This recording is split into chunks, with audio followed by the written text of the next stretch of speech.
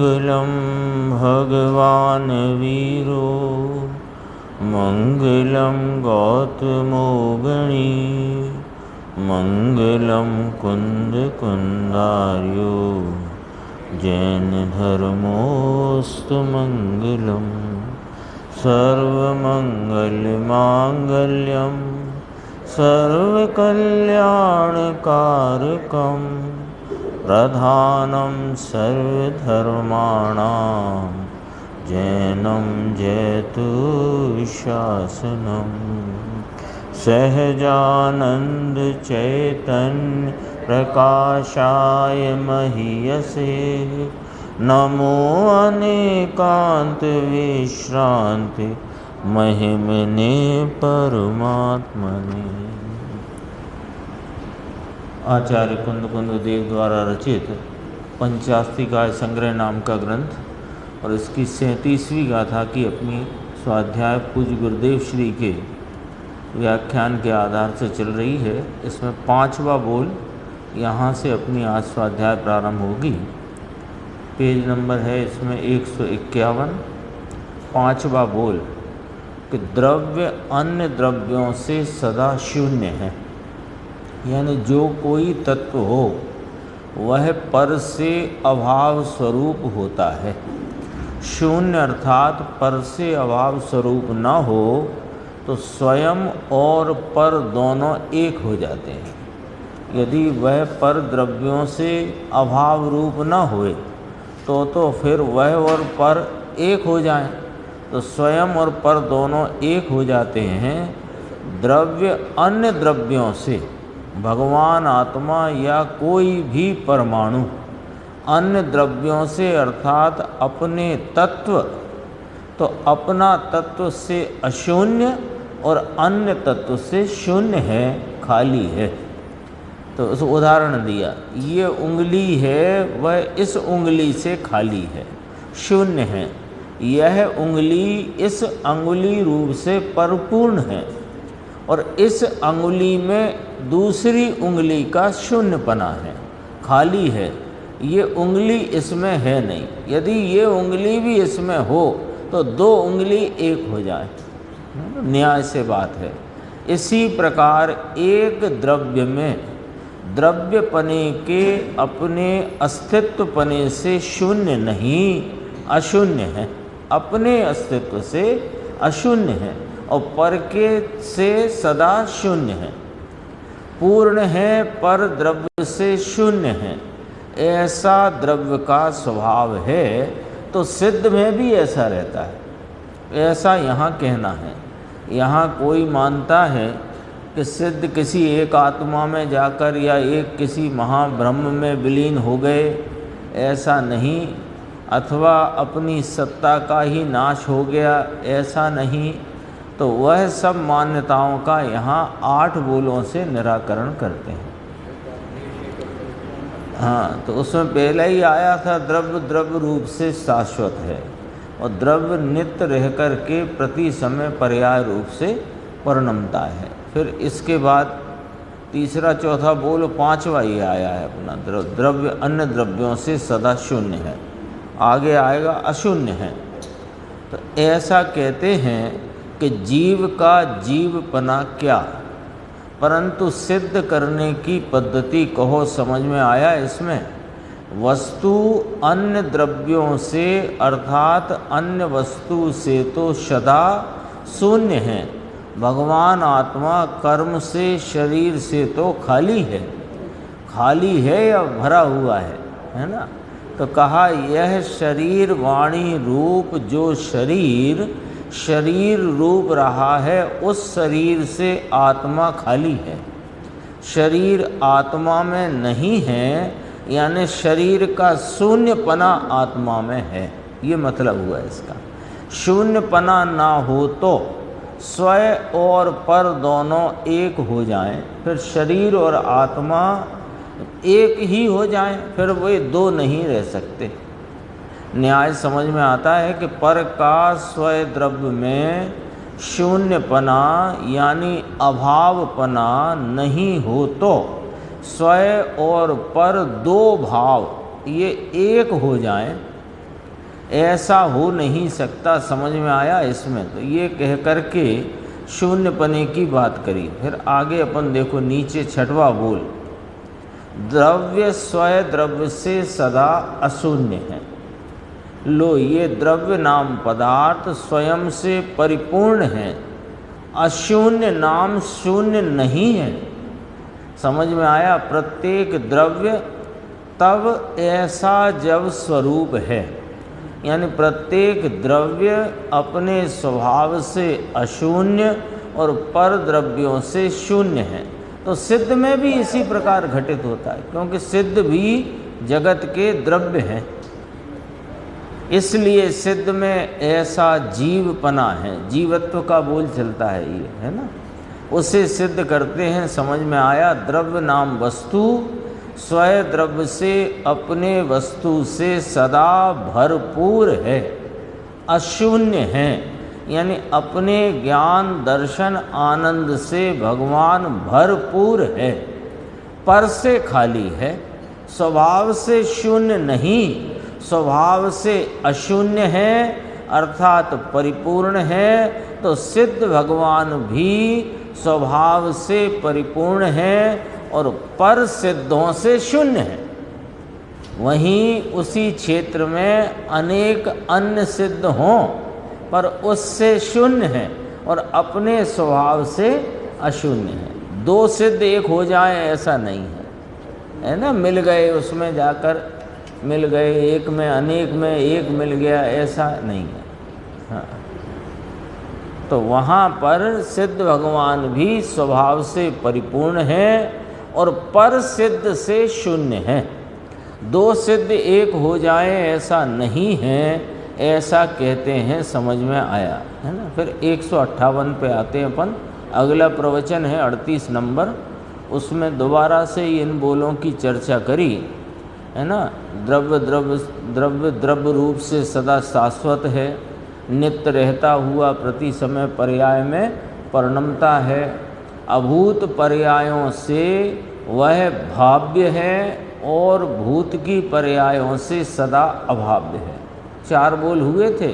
पांचवा आया कि स्वयं पर द्रव्यों से शून्य है और स्वयं द्रव्य नाम स्वयं स्वभाव से सदा अशून्य है। अब बात इसमें और आगे आएगी, देखो 7वें बोल की जो अगला प्रवचन है, इसमें 5वें पेज के लगभग आएगा। देखो इसमें अपन देखते हैं 158 पेज है यहाँ हिंदी वाले में।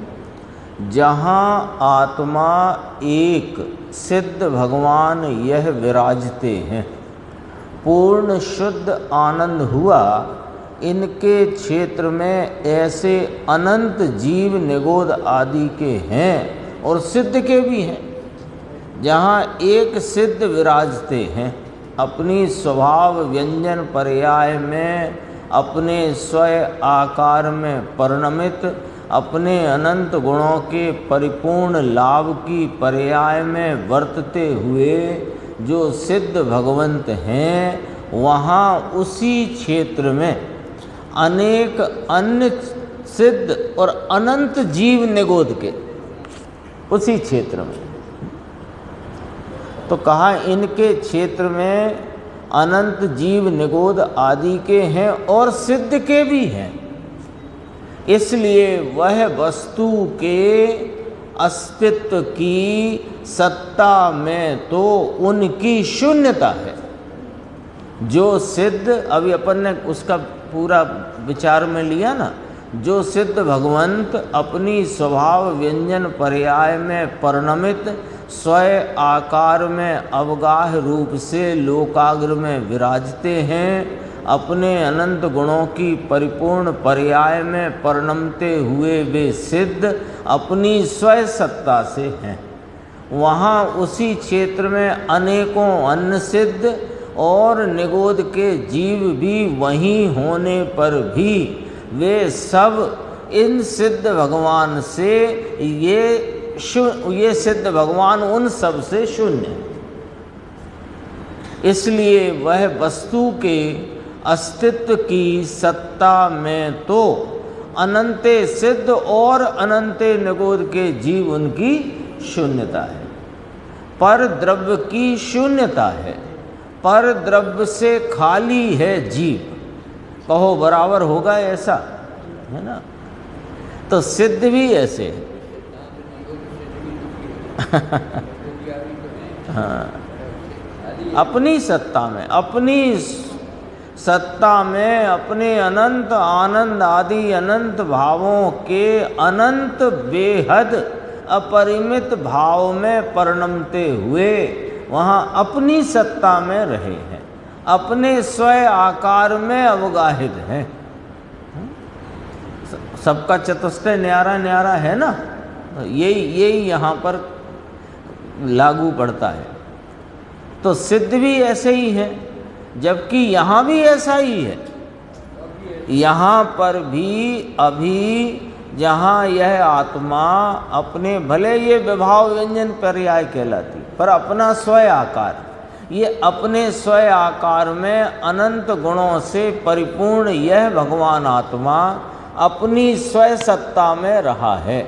उसी क्षेत्र में शरीर भी रहा है, द्रव्य कर्म भी हैं और अनेकों अनंत निगोदिया जीव भी हैं उसी।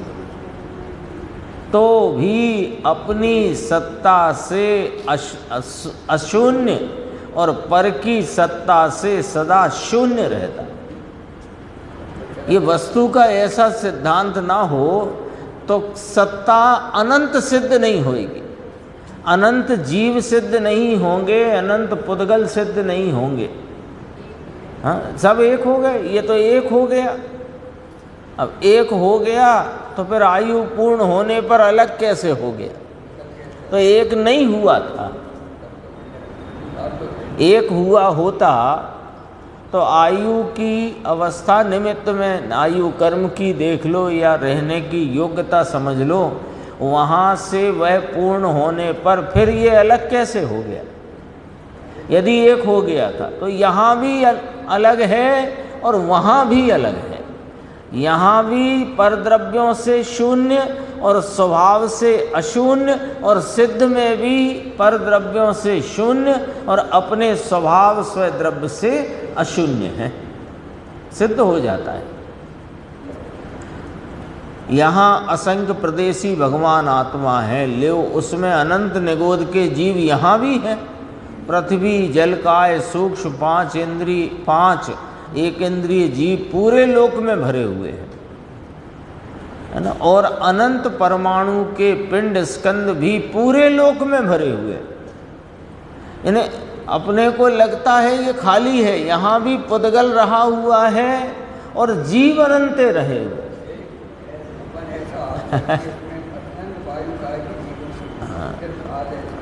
बहुत, इन जीव की तो अक्षय अनंत जीव राशि है, अक्षय अनंत।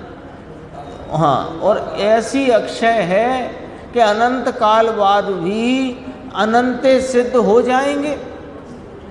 हर 6 महीना 8 समय में 608 जीव मुक्त होते जाएंगे, तो अनंत काल बाद भी जितनी सिद्धों की अनंत राशि है उससे अनंत गुने जीव इतनी सी अवगाहना में रहे, निगोदिया में।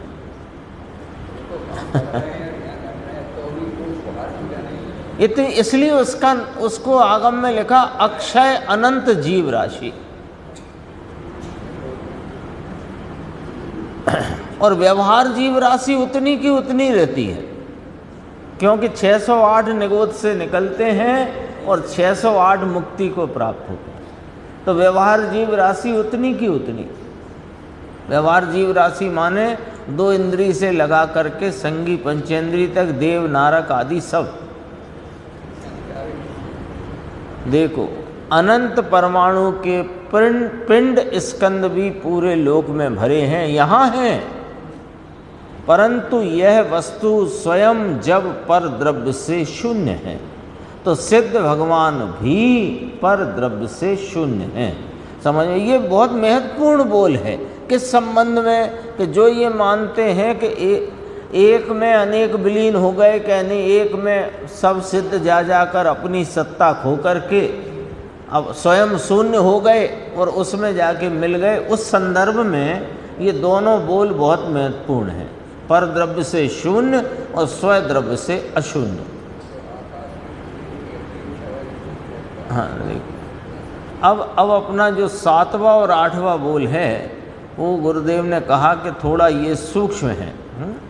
अनंत ज्ञान और अनंत अज्ञान, अनंत ज्ञान और शांत ज्ञान, अनंत अज्ञान और शांत ज्ञान, ये 2 बोल 7वां 8वां। देखो, जो सम्यक्त से च्युत होने वाला ना हो ऐसे सम्यक्तवी जीव को अनंत ज्ञान है।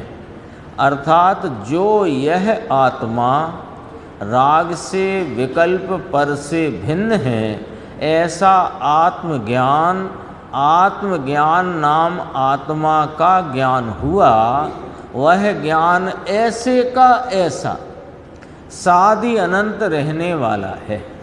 यानी चौथे गुण स्थान से सम्यक ज्ञान हुआ, सम्यक दर्शन हुआ, तो मैं शुद्ध चिदानंद पवित्र निर्मलानंद हूँ, ऐसा जो ध्रुव स्वभाव की अंतर्ज्ञेय करके प्रतीति हुई, उसमें जो ज्ञान हुआ वह आत्मा का ज्ञान हुआ।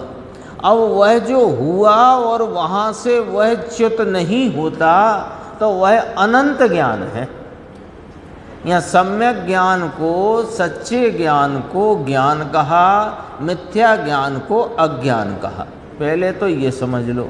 और जो ज्ञान नाम सम्यक ज्ञान हुआ वह काल अपेक्षा पूर्णत्व को प्राप्त होकर केवल ज्ञान रूप परिणमित होकर अनंत काल रहेगा, तो अनंत ज्ञान कहलाया। हाँ, पर अभी जब तक सम्यक ज्ञान है तब तक तो उसमें काल की अपेक्षा ही ली है, क्योंकि अभी चौथे गुण स्थान में स्वरूप का आलम्बन लेकर मैं शुद्ध चिदानंद पवित्र निर्मलानंद हूँ, ऐसी जो ध्रुव स्वभाव की अंतर्ज्ञेय करके उसका आस्वादन, संचेतन और प्रतीति हुई। अब वो प्रतीति से च्युत नहीं होता, तो उसका वह सम्यक ज्ञान जब अभी से ही अनंत है, वो बढ़ता हुआ पूर्णता को प्राप्त करेगा और पूर्ण होकर अनंत काल रहेगा। तो वो अनंत अभी से अनंत गिना काल की सापेक्ष। हाँ, वह ज्ञान नीचे कहा देखो, उसमें जो ज्ञान हुआ वो आत्मा का ज्ञान हुआ, वह ज्ञान ज्ञान रूप से कायम रहता है। इस अपेक्षा से ज्ञान अनंत है, ऐसा कहा जाता है। अभी ये 7वें का आधा भाग हुआ। और देखो, यहाँ तो जीवपना हो तो ऐसा घटित होता है। ये 8 बोल में क्या घटित किया कि जीवपना जब तुम्हें यहाँ घटित है, ऐसा ही जीवपना सिद्धों के घटित है। सिद्धों के या जीव के मुक्त हो जाने से वह सत्ता का ही नाश हो जाता है, अथवा वह किसी में विलीन हो जाता है और ये अपनी सत्ता छोड़कर दूसरी सत्ता का अंश हो जाता है।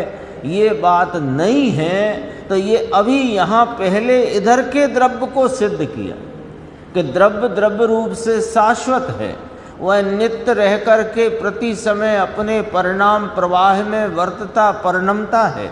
ये तो अभी दिखता है कि नहीं दिखता?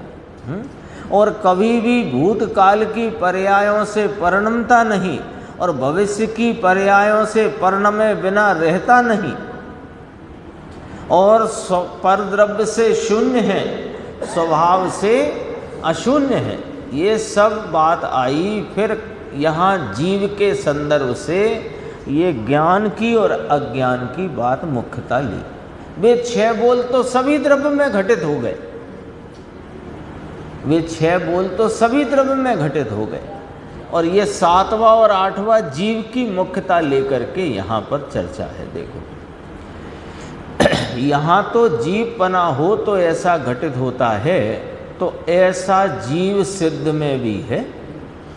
यहाँ जीव के अनादि अज्ञान मिटकर जो ज्ञान हुआ सो हुआ, तो अनंत ज्ञान सिद्ध हुआ कि नहीं हुआ? तो सिद्ध के भी है। हाँ, शांत ज्ञान नहीं सिद्ध होता है सिद्ध को, बस किसी में शांत ज्ञान है, ये घटाते हम 7वें बोल का आधा दूसरा भाग। सम्यक ज्ञान हुआ तथापि स्वरूप को भूल जाए तो उस ज्ञान का अंत आ जाता है। आप कह रहे हैं शांत किसे का अंत आ जाता है? समझ में आया? आत्मा आनंद मूर्ति प्रभु है, सच्चिदानंद स्वरूप सिद्ध स्वरूप आत्मा है।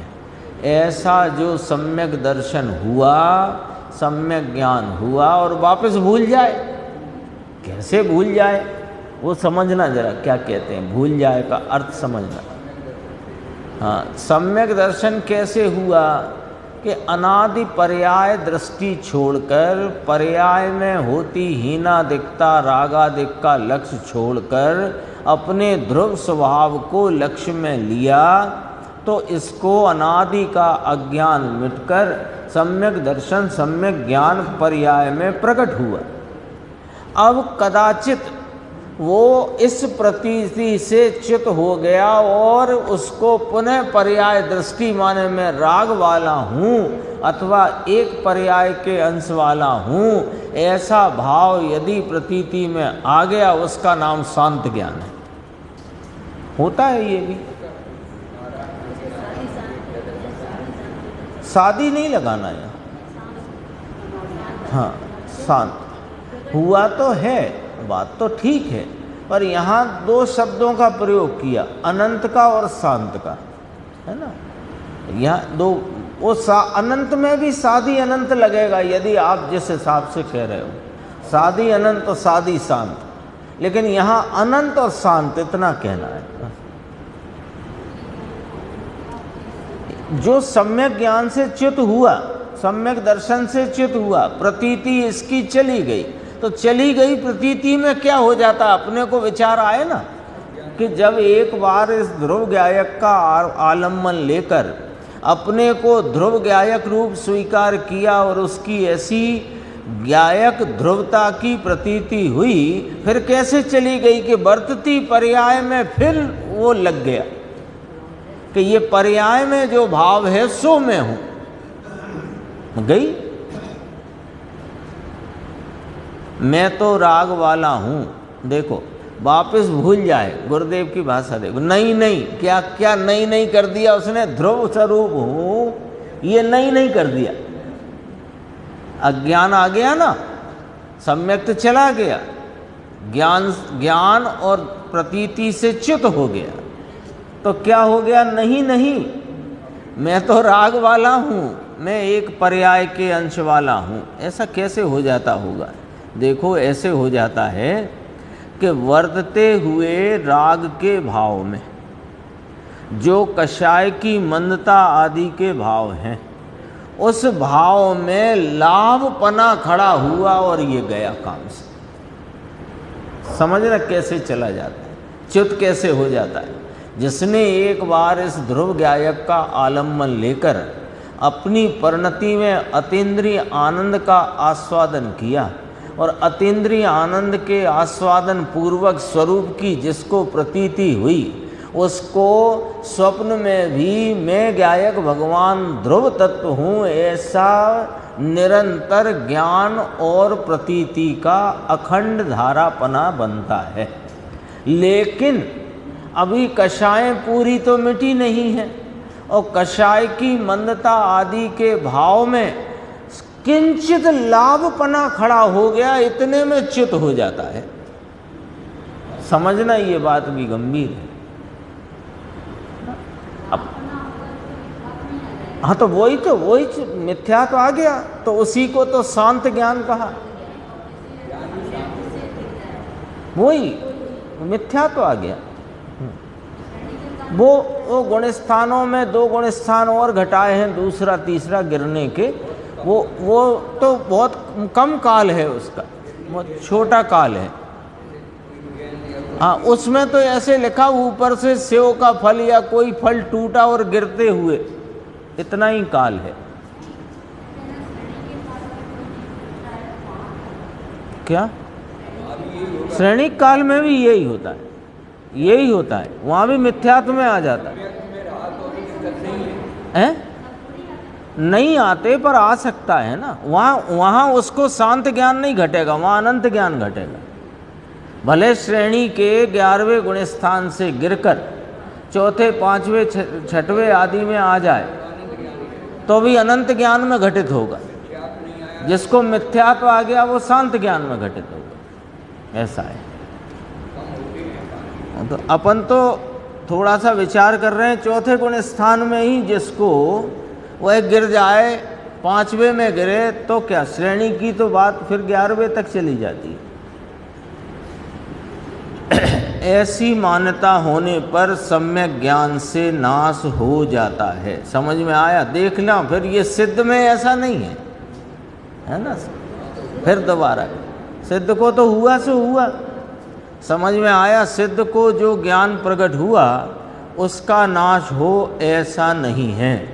यहाँ तो सिद्ध जीव पने की ऐसी स्थिति है। यहाँ क्या सिद्ध करना है? यहाँ शांत ज्ञान सिद्ध नहीं करना है। सिद्ध को शांत ज्ञान है ये सिद्ध नहीं करना।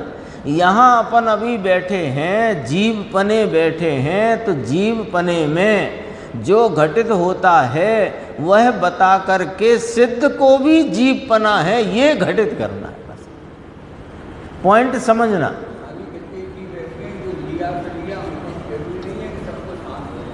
हाँ नहीं हो तो, हाँ आचार्य अमृतचंद्र देव तो 38 गाथा में अप्रतिहत भाव की बात करते हैं, वे बात ही नहीं करते गिरने गिराने की। और उसमें प्रवचन सार में कहते हैं 200 नंबर की गाथा में, लो ये मोक्ष अधिकारी हम खड़े हैं। पता नहीं है आपको महाराज के आपकी अभी योग्यता नहीं है चारित्र की पूर्णता की, कि हमें सब पता है, तो भी ऐसा कहा था। देखो जो प्रकट हुआ ज्ञान उसका नाश नहीं, परंतु प्रकट हुआ उसका नाश हो ऐसा सिद्ध को नहीं है, ये ध्यान रखना। यहाँ पर सम्यक दृष्टि को ज्ञान हुआ और फिर नाश हो जाए ये संभव है, लेकिन सिद्ध को ऐसा है नहीं, क्योंकि जीव की यह स्थिति की ऐसी ही मर्यादा है। तो सिद्ध में भी वह ज्ञान अनंत वाला भाग वहाँ लेना। अब 8वां बोल आएगा अज्ञान का, तो उसमें भी वह सिद्ध को नहीं लेना, है ना। उसमें भी बात करेंगे अभी। देखो हाँ, ज्ञान अनंत आता है ना, अनंत समाधि सुख में। देखो अब किसी जीव द्रव्य में अनंत अज्ञान है, अभव्य जीव को आत्मा का कभी ज्ञान होने वाला नहीं है, इसलिए अज्ञान अनंत में डाला। बराबर है, पूछ रहे हैं। अभव्य जीव को भगवान आत्मा स्वयं संवेदन ज्ञान से सर्व रागादि निमित्त आदि पर्याय मात्र से पृथक ज्ञात हो, ऐसा जो है आत्मा वह उसे अभव्य जीव जानता नहीं, जान सकता नहीं, तो उसका अनंत अज्ञान कहलाया। इसलिए उस अभव्य को अज्ञान अनंत है, अर्थात कि अज्ञान का कभी उसको नाश नहीं होता। यह सिद्ध में तो अज्ञान है नहीं, वहाँ तो ये घटित नहीं होती बात, लेकिन ये तो अभी यहाँ जीवत्व सबको घटित है तो सिद्ध को भी है, बस इतना यहाँ सिद्ध करना है। और किसी में शांत अज्ञान है, यानी भव्य जीव को, अज्ञानी भव्य जीव को शांत अज्ञान है। भव्य जीव है, भव्य नाम सम्यक्त प्राप्त करने की योग्यता वाला है, योग्य है, और अज्ञान तो अनादि का चला आया है, और आत्मा शुद्ध चैतन्य का अभी इसको भान है नहीं। वह भी उस अज्ञान का अंत आए ऐसा वह जीव है। समझ में आया? ये अस्थिपना ऐसा है, जीवत्व रूप अस्थिपना ऐसा है, ऐसा सिद्ध करते हैं। अभव्य को अज्ञान का अंत नहीं है, परंतु अज्ञानी भव्य जीव को अज्ञान का अंत होने के योग्य है, तो शांत अज्ञान लिया। समझ में आया? ऐसा अज्ञान तो सिद्ध में नहीं, ये तो 8 बोल से द्रव्य को सिद्ध किया। यानी 6 बोल में तो सभी चेतन अचेतन सभी द्रव्य सिद्ध होते हैं, और 2 बोल जीव के विशेष पने लिए, तो जीव के भी संसार अपेक्षा से वो बोल लिए, और वे सिद्ध करके यहाँ सिद्ध को जीवत्व है ये सिद्ध करना। आई ना बात, ख्याल में आ गई?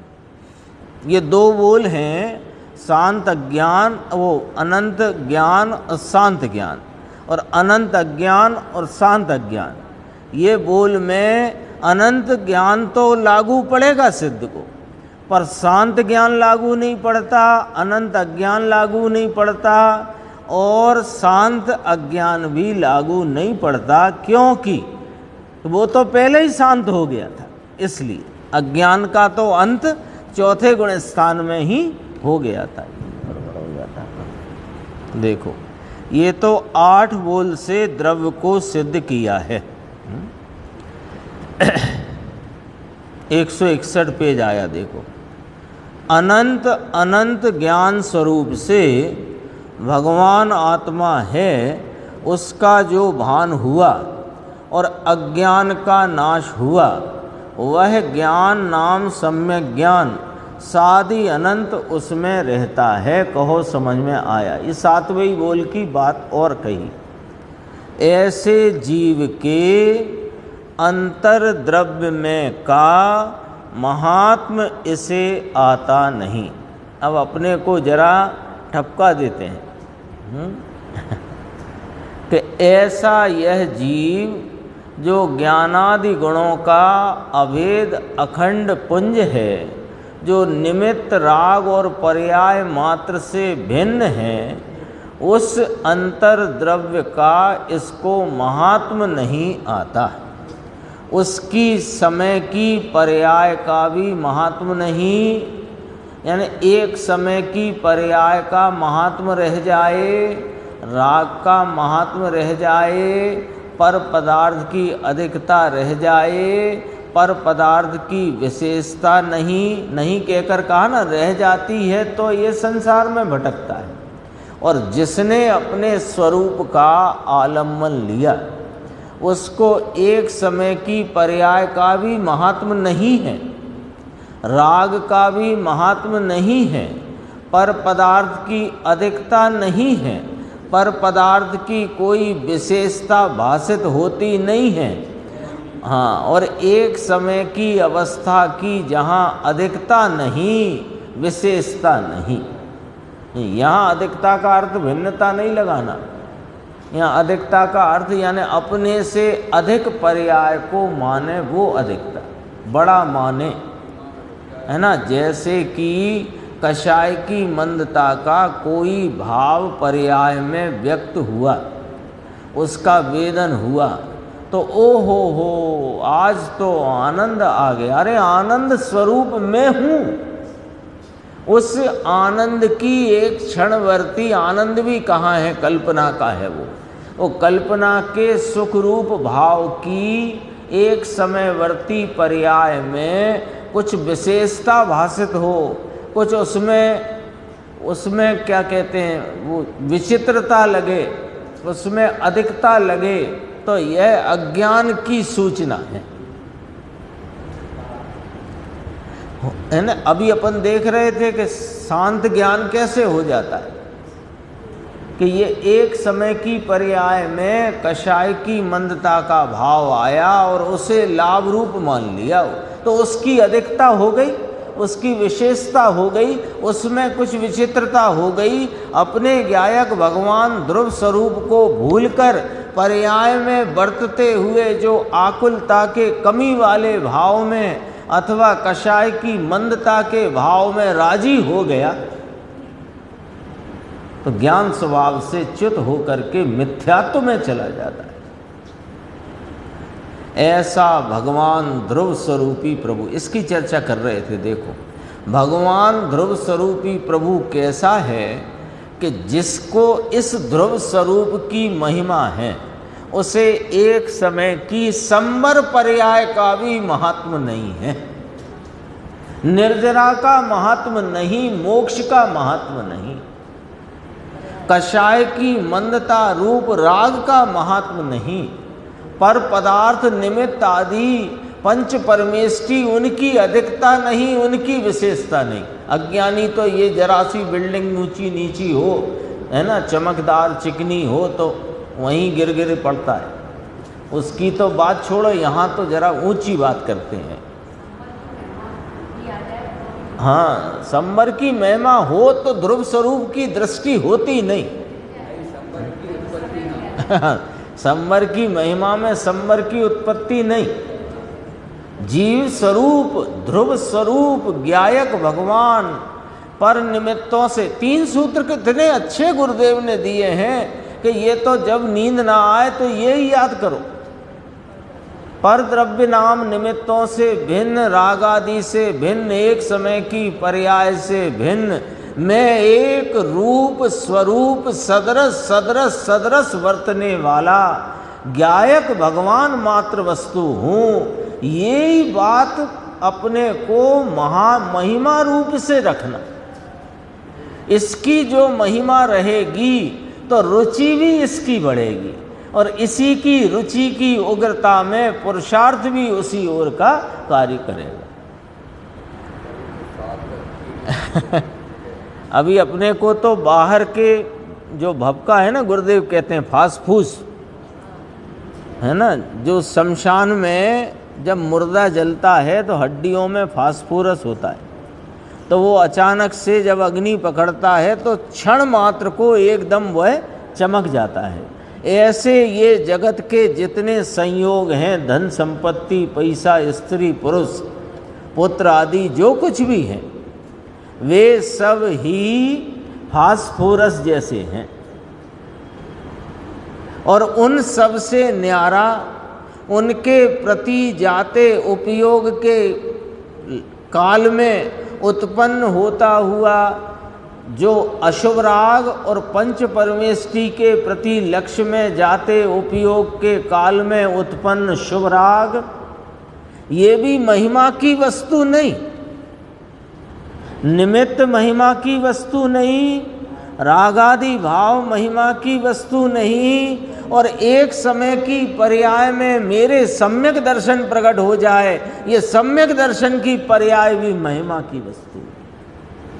क्योंकि सम्यक दर्शन की रुचि में पुरुषार्थ बाहर को ही चलता है। सम्यक दर्शन की भी रुचि छोड़कर एक ध्रुव गायक की महिमा, उसकी रुचि जिसको उग्रता से धगस रूप वर्तती है, उसका पुरुषार्थ नियम से ऐसा कार्य करता है कि उपयोग पलटकर बहिर्मुखता छोड़कर अंतर्मुख हो जाता है। रास्ता ऐसे है भाई। महिमा करते रहो निमित्तों की, महिमा करते रहो रागादि भावों की, और आत्मा मिल जाए तो आत्मा ने तो कसम खाई है कि मैं तो ऐसे को ऐसी परिणति में मैं तो आता ही नहीं। ये तो इसमें परमात्म प्रकाश में तो बहुत स्पष्ट किया।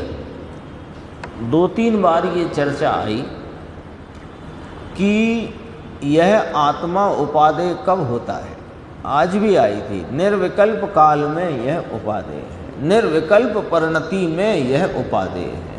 एक विकल्प रूप वृत्ति में जरासी भी किंचित भी लगार हो, लगन हो उसकी, तो ये भगवान आत्मा उपादेय नहीं होता। ये इतना साफ सुथरा सिद्धांत है। ये सिद्धांत यदि अपन पकड़ जाएं तो सच्चाई ये है कि कार्य की निष्पत्ति, कार्य की उत्पत्ति में कोई विलंब नहीं होगा। ऐसी बात है।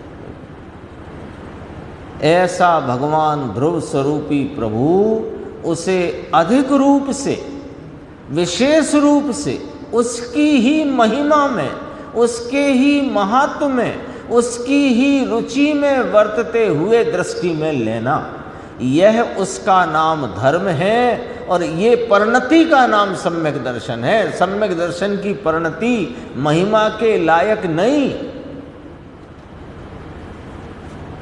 अटपटी सी बात लगती हो, पर अटपटी लगेगी तो अटपटाहट मिटाओ ज्ञानियों के सत्समागम से। अपने साथ तो प्रति समय है ना गुरुदेव, जब थे तब इतने नहीं थे अपने साथ जितने अब हैं। बोलो,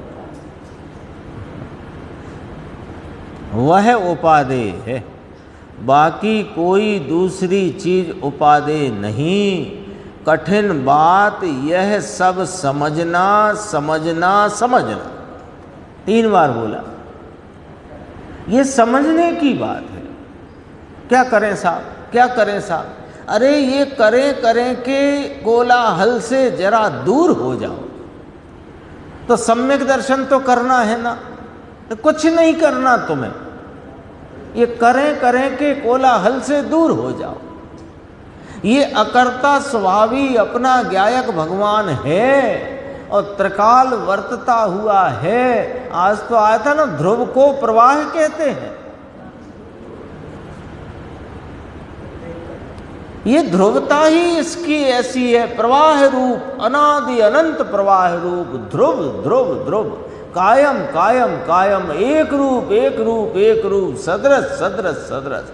अरे इसकी महिमा में रहो, बस सब काम स्वतः होगा। लेकिन ध्यान रहे, इसकी महिमा में रहने का तात्पर्य यह है कि राग की महिमा में मत रहना। राग भले हो, राग होता रहेगा। राग तो स्वरूप का आलम्बन के उपरांत भी भूमिका प्रमाण में होता रहता है, लेकिन राग की महिमा रहेगी तो ज्ञायक भगवान दर्शन देगा नहीं। और एक बस इसकी महिमा में रहो, राग भले जो होता हो सो होने दो, उसकी चिंता छोड़ दो। आए नहीं जय कुमार भाई साहब, सो वही बात कर रहे थे वो। ये उसका धर्म और सम्यक दर्शन है ना, ये सब समझना समझना समझना। चैतन्य, मैं चैतन्य, मैं ज्ञाता दृष्टा, मैं तो समझण का पिंड हूं। यानी ये जो बात जिनेन्द्र परमात्मा की दिव्य ध्वनि के द्वारा, गणधर भगवान की रची हुई शास्त्र रचना के द्वारा, आचार्य भगवंतों की इस परंपरा में ज्ञानियों के द्वारा समझाई गई, अब हम कहें हमें समझ में नहीं आती, ये वास्तव में कहने जैसा नहीं है। क्यों नहीं समझ में आएगी? और इसमें कठिन भी क्या है सो बता दो। कल भी अपन बात करते थे, कल 1-2 पैराग्राफ बहुत अच्छे आए थे। संक्षिप्त में भाई साहब कह रहे थे ना, संक्षिप्त में संक्षिप्त, इससे संक्षिप्त क्या हो? बोलो। हम नहीं कह रहे आपसे बहुत नदी पहाड़ के नाम याद होने चाहिए, बहुत कर्मों की प्रकृतियों के 93 कर्म प्रकृति नाम कर्म की हैं, यों हैं यों मत करो, कुछ चक्कर में मत पड़ो, मूल वस्तु को पकड़ो। और फिर तुम्हें यदि धर्म की प्राप्ति ना हो तो हमसे कहना।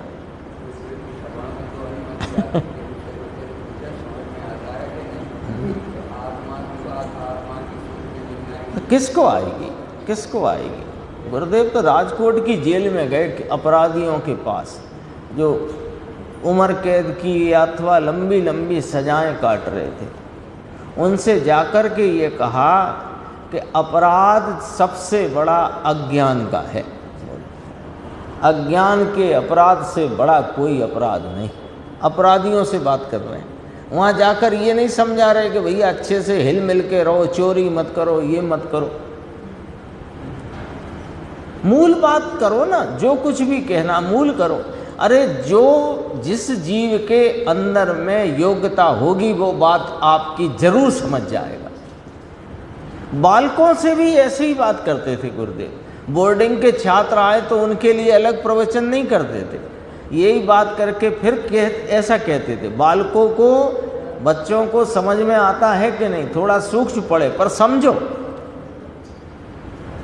बहुत क्या वो उपादेय अपन को ये समझना पड़ेगा कि उपादेय केवल एक रहेगा। हाँ, उपादेय कभी भी दो चीज दो होंगे, वो उपादेयता हुई ही नहीं है। हाँ। हमने अगर उपादेय त्रिकाली धूप की अपेक्षा में अगर मोक्ष की पर्याय को भी अगर उपादेय मान लिया तो हम अपने त्रिकालीन वो दूर हो जाएंगे। ये अगर अपन ये बस एक अपने ध्रुव गायक की महिमा में रहो, क्योंकि ये महिमावंत है, ये महिमा के योग्य है। अपन चाहें कि थोड़े पूर्व दिशा में चलते रहें, थोड़े पश्चिम दिशा में, तो आप बताओ चल सकते हो या पहुंच सकते हो? थोड़ा ये भी ठीक है ना। कई लोग कहते हैं भैया चारों अनुयोगों के प्रकार से सम्यक दर्शन प्राप्त करना। अरे सम्यक दर्शन अनुयोग से थोड़ी होता है, सम्यक दर्शन तो इस गायक भगवान के आलम्बन से होता है। और इस गायक भगवान के आलम्बन की चर्चा द्रव्यानुयोग में मुख्यता से है, और उसमें भी अध्यात्म शास्त्रों में समय सार परमार्थ प्रकाश जैसे शास्त्रों में ये पंचास्तिकाय को भी गुरुदेव अध्यात्म का शास्त्र बोलते हैं, ज्ञान प्रधान शैली का अध्यात्म।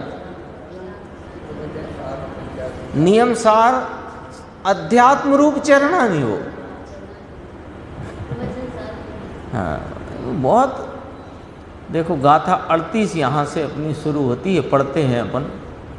अब यहाँ जीवत्व का बोल हो गया, देह प्रमाण की चर्चा हो गई। अब चेतयिता की बात 38 नंबर गाथा से देखो। कम्माणम फल में को एको कज्जम तुणाण मध एको चेदयि जीव राशि चेदग भावेण तिविहीण कोई बेदे कर्म फल को कोई बेदे कर्म को कोई बेदे ज्ञान को निज त्रिविध चेतक भाव से। ये चेतयिता की बात है। देखो टीका की पहली लाइन, यह चेतयित्रत्व गुण की व्याख्या है। नीचे फुटनोट भी दिया।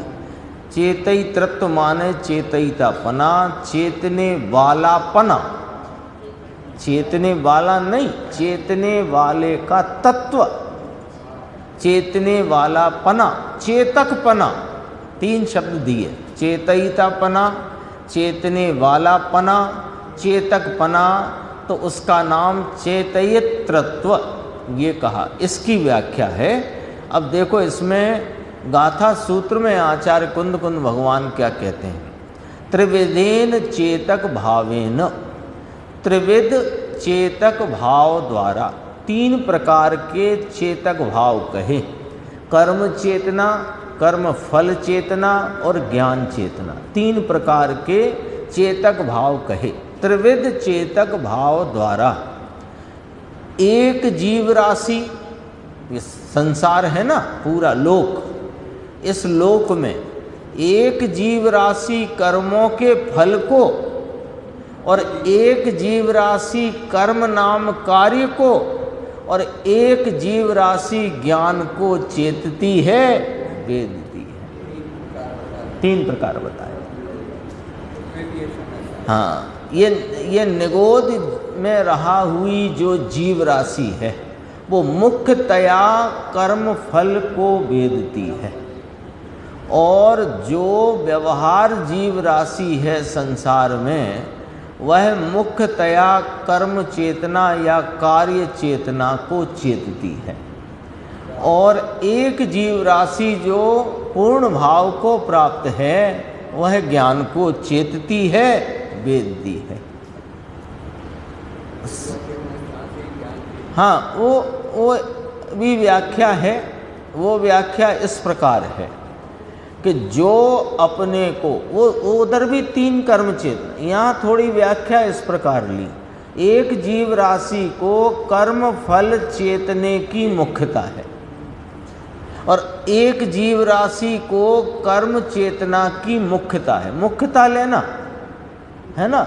अब मुख्यता में जैसे जो है व्यवहार जीव राशि है तो वह राग आदि इष्ट अनिष्ट पने को भी वेदता है, तो वो कार्य चेतना, और कर्म फल को भी वेदता है, हर्ष शोक रूप परिणाम को, लेकिन मुख्यता ली कर्म चेतना की।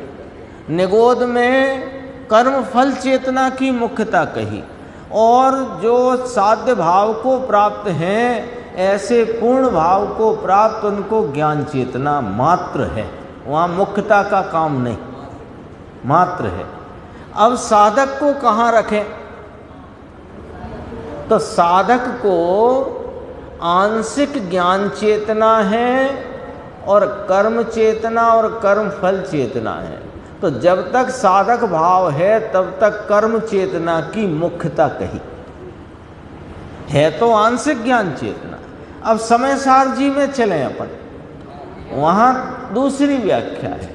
वहाँ ऐसी है कि जो अपने को हर्ष शोक के कर्म फल रूप चेतता है सो वह कर्म फल चेतक है, और जो रागादि भाव रूप अपने को चेते सो कर्म का चेतना है, और जो अपने को ज्ञान स्वरूप चेते सो ज्ञान चेतना है।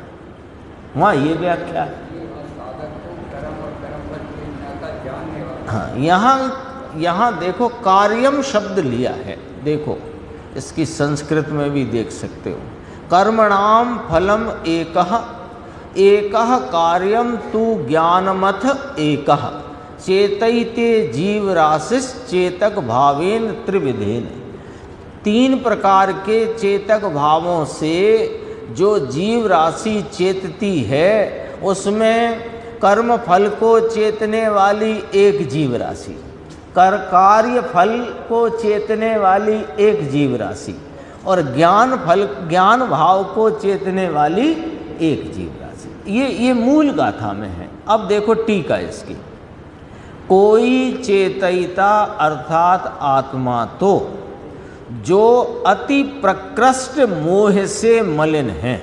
यहाँ ध्यान देना, अति शब्द का, अति प्रकृष्ट शब्द का प्रयोग है निगोद के लिए। जो अति प्रकृष्ट मोह से मलिन है और जिसका प्रभाव माने स्वयं शक्ति अति प्रकृष्ट ज्ञानावरण से मुंद गया है। स्वयं ज्ञान शक्ति अति प्रकृष्ट ज्ञानावरण से मुंद गया है। ऐसे चेतक स्वभाव द्वारा, चेतक स्वभाव नहीं चला गया अति प्रकृष्ट ज्ञानावरण निमित्त से मुंदा हुआ भाव, यानी व्यक्तता का भाव बहुत ही मंदा है, और प्रकृष्ट मोह नाम भ्रांति पर में सावधानी के भाव से अति प्रकृष्ट पर में सावधानी, उससे मलिनता भी बहुत है। ऐसे जीव राशि वे भी चेतक हैं। ऐसे चेतक स्वभाव द्वारा सुख दुख रूप कर्म फल को ही प्रधानतया मुख्यतया चेतते हैं, क्योंकि उनका अति प्रकृष्ट वीर्यांतराय से उनके अब कर्म का निमित्त बताकर उनकी स्थिति बताना है। अति प्रकृष्ट वीर्यांतराय से कार्य करने का, यानी कर्म चेतना रूप परिणमित होने का सामर्थ्य नष्ट हो गया है। वे इष्ट अनिष्ट रूपता के भाव को मुख्यतया नहीं कर पाते हैं, क्योंकि ज्ञान का भाव अति मंद हो गया है, मुंद गया है, मंद है। ज्ञान तो है, चेतना तो है, पर उसके शक्ति का प्रभाव इतना मंदा व्यक्त है कि वे इष्टता अनिष्टता के भाव को मुख्यता नहीं कर पाते, अपितु सुख दुख के भाव को ही वेदते रहते। सुख दुख तो कहने में आया, दुख और दुख की कमी बेसी, दुख और दुख की कमी अधिकता, उसको ही वेदते हैं। दूसरे चेतयिता, दूसरी जीव राशि अर्थात आत्मा, फिर यहाँ कहा अति प्रकृष्ट मोह से मलिन है। अब मोह की मलिनता में दोनों में अति प्रकृष्ट लिया। अति प्रकृष्ट माने विशेष रूप से उत्कृष्ट, है ना, ज़्यादा उत्कृष्ट, प्रकृष्ट शब्द का प्रयोग किया। अति प्रकृष्ट, अति विशेषण लगाया, मोह नाम पर में सावधानी, तो पर में सावधानी के अति प्रकृष्ट भाव से मलिन कहा निगोदिया को, और उसकी स्थिति का वर्णन किया कि उसके अति प्रकृष्ट ज्ञानावरण से शक्ति नाम ज्ञान शक्ति चेतना शक्ति का भाव अति मंद है।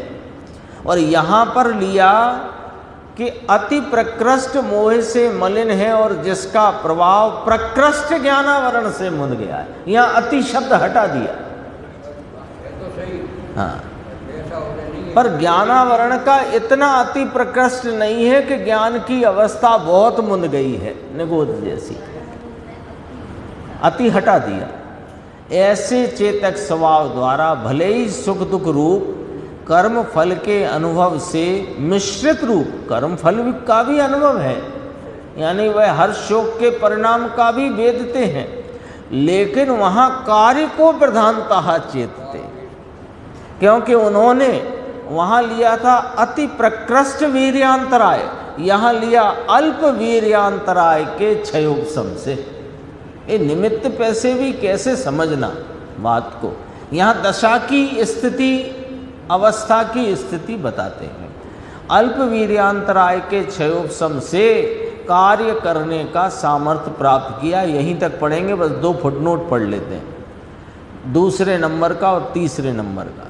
कर्म चेतना वाले जीव को ज्ञानावरण प्रकृष्ट होता है और कर्म फल चेतना वाले को अति प्रकृष्ट होता है। ये फर्क आया था ना। फिर कार्य की बात कही, कार्य माने जीव द्वारा जो किया जाता है उसे कार्य कहते हैं। जीव वस्तु कर्ता और उसका परिणाम में होता हुआ जो भाव वह उसका कार्य है। इच्छा पूर्वक इष्ट अनिष्ट विकल्प रूप कर्म, इसे कार्य कहा। जिन जीवों को वीर का किंचित विकास हुआ है उनको कर्म चेतना रूप से परिणमित सामर्थ्य प्रकट हुआ है, इसलिए वे मुख्यतया कर्म चेतना रूप से परिणमित होते हैं और वह कर्म चेतना कर्म फल चेतना से मिश्रित होती है। शेष चर्चा आगे की स्वाध्याय।